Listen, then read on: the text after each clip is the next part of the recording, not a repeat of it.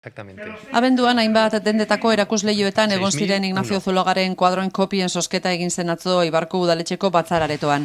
Erakusketa margolari eibartarraren jaiotzaren 150. urteurrena ospatuz, bere lana ezagutarazteko eta osasun krisi garai hauetan merkatariak laguntzeko antolatu zen.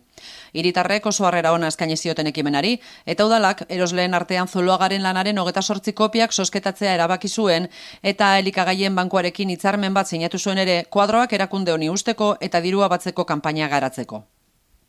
Dakizuen moduan, Ignacio Zuloaga margolari eibartarren jaiotzaren 150. urteurrena ospatzeko egin genituen ekintzen artean, bere kuadroak kalera ateratzeko lan bat egin genuen abenduan.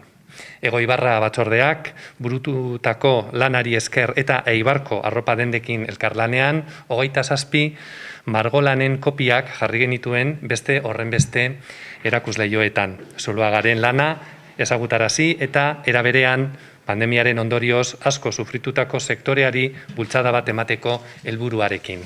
Somos necesarios, sí, pero ahora más que nunca. Ya no os tengo que explicar la situación que tenemos. Estamos trabajando a tope, de una manera distinta, porque no podemos hacer colectas, no podemos hacer muchas cosas que antes hacíamos.